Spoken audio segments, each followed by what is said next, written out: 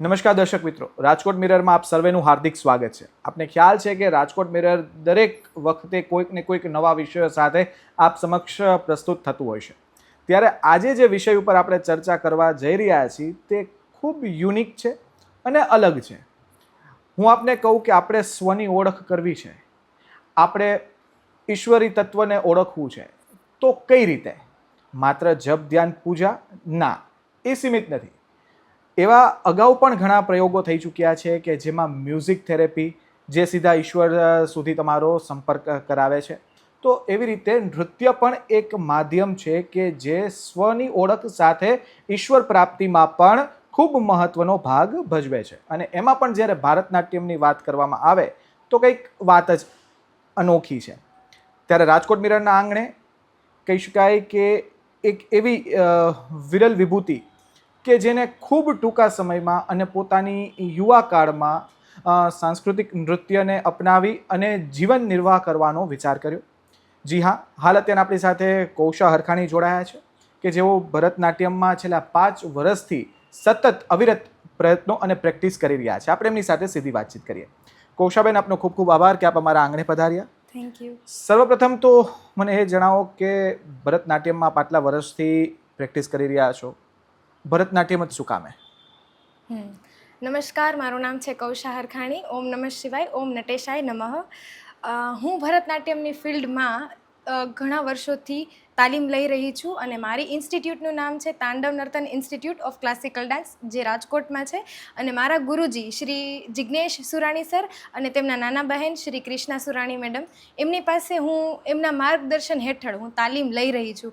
અને મને મારું અહોભાગ્ય છે કે હું આ રંગમંચની પ્રસ્તુતિ એટલે કે ભરતનાટ્યમમાં આરંગેત્રમનું પરફોર્મન્સ કરવા જઈ રહી છું, જે હેમુગઢવી હોલમાં 7 જૂન રવિવાર અને બપોરે 3 કલાકે હેમુગઢવી મેઇન હોલ ખાતે છે. અને ભરતનાટ્યમ મારું ચૂઝ કરવાનું રીઝન જ એક છે કે જે મને ઈશ્વર સાથે ડાયરેક્ટ કોન્ટેક્ટ એવું કહી શકીએ. એક નૃત્ય નથી પણ સાધના, ભક્તિ અને ભાવનું સમર્પણ છે. આટલી નાની ઉંમરમાં આ સ્તર ઉપર પહોંચવાના વિચાર રાખો, તેમાં વાલીઓનું પણ એક અનેરું પ્રદાન હોય છે. શું માનો છો આપ? હા, માતા પિતાના આશીર્વાદથી અને મારો ગુરુભાવ, મારા ગુરુ શિષ્યને પરંપરાને જાળવી રાખવા માટે મારા માતા પિતાએ મને ખૂબ એટલો સપોર્ટ કર્યો છે કે હું આટલા ઓછા ટાઈમમાં ભરતનાટ્યમની ફિલ્ડ ચૂઝ કરી અને મારું રંગમંચનું પરફોર્મન્સ કરવા જઈ રહી છું, જે માત્ર મારા માતા પિતાના આશીર્વાદથી જ થાય છે. બેન, સર્વપ્રથમ તો મારે આપની પાસે જાણવું છે કે ઘણા બધા ફોક, પછી classical, semi classical dance form છે, બરાબર, કુચીપુડી, ઘણા બધા, બરાબર છે. એમાં ભરતનાટ્યમ તમે ચૂઝ કર્યું, વાત સાચી, પરંતુ એના પ્રકારો શું હોઈ શકે તે અમારા દર્શક મિત્રોને થોડુંક સમજાવો. ભારતીય શાસ્ત્રીય નૃત્ય ભરતનાટ્યમ, જે હું મારા ગુરુજી પાસે શીખી રહી છું અને મારો ગુરુભાવ એટલો વધારે છે. જેમ કે હું હમણાં પરફોર્મન્સ કરવા જઈ રહી છું 7 જૂને હેમુગઢવી હોલમાં. મારી શરૂઆત છે આ મારા જીવનની, અને તેમાં પુષ્પાંજલિથી હું શરૂઆત કરીશ. એટલે કે ગુરુ પ્રણામ, દેવ પ્રણામ અને ઓડિયન્સ ઓર પ્રેક્ષકોને હું પ્રણામ કરીને મારું શરૂઆત કરીશ મારા ડાન્સની. અને પછી ગણપતિ સ્તુતિ છે, પછી અલ્લારીપુ છે, જતીશ્વરમ છે, શબ્દમ છે અને વર્ણમ છે. તે બહુ મહત્ત્વનો પાર્ટ છે મારા જીવનનો અને મારી પ્રસ્તુતિનો. પછી રામાયણ જે હું પરફોર્મ કરવા જઈ રહી છું, તેમાં 7 કાંડ છે અને 7 કાંડને હું 2 ભાગમાં વિભાજિત કરીશ. અને પછી છે લાસ્ટમાં મારું તિલ્લાના અને મંગલમ. આ મારા ભરતનાટ્યમની ડાન્સ સ્ટાઇલ છે, એમના મહત્ત્વના પાર્ટ છે. અને પદમ કીર્તનમ, જેમ આગળ જઈએ ભરતનાટ્યમનો કોર્સ આપણે લઈએ તો 7 વર્ષ એટલે કે વિશારદ સુધી પહોંચવું જોઈએ અને પછી અલંકારની ડિગ્રી મેળવવી જોઈએ. તો આપણે એક સારા ડાન્સર તરીકે આપણે ભવિષ્યમાં આપણે ઉજ્જવળ બનાવવું હોય તો આપણે આગળ વધીએ. તો આ છે ભરતનાટ્યમના ડાન્સના સ્ટાઇલ્સ. કૌશાબેન, LLB અને ભરતનાટ્યમ બંને એક કહેવાય ને કે ઓન એક્સ્ટ્રીમ એજ, બરોબર, તો કઈ રીતે સમન્વય કરો છો, કઈ રીતે બેલેન્સ કરો છો? હા, ભરતનાટ્યમ તો ઠીક, પણ હું મારા LLBની લાસ્ટ યરમાં છું, LLBની ડિગ્રીમાં લાસ્ટ યરમાં છું.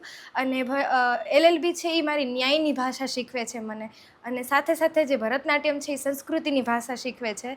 તો બંનેનો સંગમ છે એ મને ભક્તિભાવ અને સમર્પણ, એટલે કે ઈશ્વર સુધી પહોંચાડે છે. મારી નૃત્યની જે ભાષા છે એ સંસ્કૃતિની ભાષા, જે મારી એક સાધના છે, એને હું વધારે પ્રાયોરિટી આપું છું.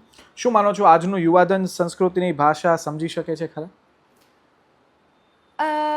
જનરલી જોવા જઈએ તો નહીં. બધા લોકો છે જે નથી જોઈ શકતા, એમનો પોઈન્ટ ઓફ વ્યૂ અલગ હોય છે. પણ આજની પેઢીને તો ખાસ જણાવવાનું કે ભણવાની સાથે સાથે તમે કોઈ પણ કલાની ક્ષેત્રમાં આગળ વધો અને તમારો વિચાર બદલો કે તમે શું ખરેખર તમને અંદરથી શું ફીલ થાય છે. કોઈ પણ વસ્તુ આપણે કરીએ તો આપણને અંદરથી શું ફીલ થાય છે, જેમાં સંતોષ મળવો જોઈએ, એ કાર્ય એટલે કે કલાનું ક્ષેત્ર. આઈ પર્સનલી ફીલ કે કલાનું જે ક્ષેત્ર છે મારા માટે મને ખૂબ સંતોષ થાય છે અને હું મારી જાતને આત્મવિશ્વાસથી કહી શકું છું કે હું ભરતનાટ્યમ કરી રહી છું, જે મારા ગુરુ ભાવને લીધે, મારા ગુરુ શિષ્ય પરંપરાને જાળવી રાખું છું. તો વિચારમાં બહુ બદલાવ આવ્યો છે. એક ખાસ મારે એ પણ પૂછવું છે કે અત્યારની જે યુવા પેઢી છે તે હિપહોપ કયો, ડેરવિશ કયો, આ બધા ઘણા બધા જે ડાન્સ ફોર્મ છે એને પરફોર્મ કરવાનું સૌથી વધુ પસંદ કરતા હોય છે, પરંતુ સાંસ્કૃતિક જે નૃત્ય જે આપણે આદિ અનાદિ કાળથી ચાલ્યું આવે છે, બરાબર, એની મહત્વતા પણ અનેરી છે. છતાં પણ આ ડાન્સ ફોર્મમાં કોઈ આવવા માટે હાલ જે જિજ્ઞાસા જે હોવી જોઈએ, જે જાગૃતતા હોવી જોઈએ, તે જોવા નથી મળતી. શું કારણ હોઈ શકે? કારણ કહેવા જાઉં તો એટલું જ કે અત્યારે ફ્રી સ્ટાઇલ છે, હિપહોપ છે, કોઈ પણ સ્ટાઇલ એક સોશિયલ મીડિયા થ્રુ નહીં, પણ આપણી જે ભારતીય શાસ્ત્રીય નૃત્યની જે પરંપરા છે, આપણે ભારતની જે ઘણા વર્ષોથી ચાલી આવતી પરંપરા છે, એને પણ જાળવી રાખવી જોઈએ. એવું નથી કે ભરતનાટ્યમ ઓર કથક કે કોઈ પણ શાસ્ત્રીય નૃત્ય તે બોરિંગ છે, એવું નથી. પણ એક તમે શરૂઆત કરો ને તમારા જીવનની, કે મેં ભરતનાટ્યમ ચૂઝ કર્યું તો મારી ભરતનાટ્યમની જર્ની એક મારા પગ દુખવાથી શરૂ થઈ. અને એક સમય એવો આવ્યો કે મારા પગ દુખવા પર મારું ધ્યાન જ નહોતું અને મને એટલી આનંદની અનુભૂતિ થઈ કે મને એવું થયું કે ના, કોઈ પણ વ્યક્તિ અત્યારે હાલની જે નાની ઉંમરની જે ઘણી બધી અમારી સંસ્થાની વિદ્યાર્થીનીઓ છે, તે પણ ભરતનાટ્યમ પ્રત્યે બહુ આતુરતા દર્શાવે છે. તો હું એ જ કહું કે ફ્રી સ્ટાઇલ હોય કે હિપહોપ હોય, એની સાથે સાથે પણ ભારતીય શાસ્ત્રીય નૃત્યની જે જૂની પરંપરા છે એને પણ જાળવી રાખવી જોઈએ. તે છે ને ગુરુ શિષ્ય પરંપરાનો આપણને ખ્યાલ અપાવે. હિપહોપ અને ફ્રી સ્ટાઇલ એ કોઈ પણ વ્યક્તિ કરતા હોય, કોઈ પણ જનરલી બધા લોકોને આવડે. મૂવમેન્ટ્સ છે તે સિમ્પલ. ઓર ભારતીય શાસ્ત્રીય જે નૃત્ય છે, ભરતનાટ્યમ, કથક કે કુચીપુડી કે 8 ક્લાસિકલ ડાન્સના ટાઈપ્સ છે, એમાં તમે ગુરુ શિષ્ય પરંપરાને જાળવી રાખો ને ગુરુ ભાવ તમને અપાવે, એટલે ભરતનાટ્યમ કરવું જોઈએ અને હું કરી રહી છું. સાંસ્કૃતિક નૃત્યની જ્યારે આપણે વાત કરતા હોય એમાં ઘણા બધા ચેલેન્જીસ પણ આવતા હોય છે, પ્રોબ્લેમ્સ આવતા હોય છે. કઈ રીતે ટેકલ કરો છો આપ, અને કયા પ્રકારની તકલીફો, કઈ પ્રકારની સમસ્યાઓ? બહુ બધી સમસ્યાઓ છે. પગ દુખવા, હાથ દુખવા, આપણી બોડી ઇન્જરી, તમે થાક લાગે, તમને મસલ પેઇન, ઘણું બધું થાય. અને એટલી ઇન્જરી થાય કે તમે એક ટાઈમે તમને એવું થઈ જાય કે ના, હવે નથી કરવું આ. એક સમય મારો એવો હતો કે મેં ભરતનાટ્યમ કર્યું, બહુ ઉત્સાહથી મેં શરૂ કરી મારા જીવનની શરૂઆત, અને આરંગેત્રમનું પરફોર્મન્સ કરવા જઈ રહી છું, જે મારા ઓનલી ગુરુના આશીર્વાદ છે, મારા માતા પિતાના આશીર્વાદ છે, અને મારું અહોભાગ્ય છે કે હું મારા Tandav Nartan institute of classical dance જે રાજકોટમાં ચાલી રહ્યું છે, એમના મારા નૃત્ય ગુરુઓ શ્રી જિજ્ઞેશભાઈ સુરાણી સર અને એમના નાના બહેન છે શ્રી કૃષ્ણા મેડમ સુરાણી, એમના માર્ગદર્શન હેઠળ હું એમના આશીર્વાદથી આટલું બધું જીવનમાં કરી શકી. બાકી મારો કોઈ એવો વિચાર નહોતો કે હું આટલી બધી આગળ વધીશ. એક ઇન્જરી એવી આવી ગઈ હતી કે એક ટાઈમે મને એવું થઈ ગયું કે ના, મારે ભરતનાટ્યમ નથી કરવું. પણ છતાંય મારી રંગમંચની પ્રસ્તુતિ, મારું પરફોર્મન્સ છે, મને હેમુગઢવી હોલમાં કરવું છે, મારું આરંગેત્રમ છે, આ ખુશીથી મને આનંદની અનુભૂતિ થઈ, અને મારું દુઃખ છે એ ખુશી આગળ કાંઈ નથી. આપણે જે રંગમંચની પ્રસ્તુતિની વાત કરી, એ રંગમંચ ખૂબ જૂનો કન્સેપ્ટ છે, આપ પણ જાણો છો.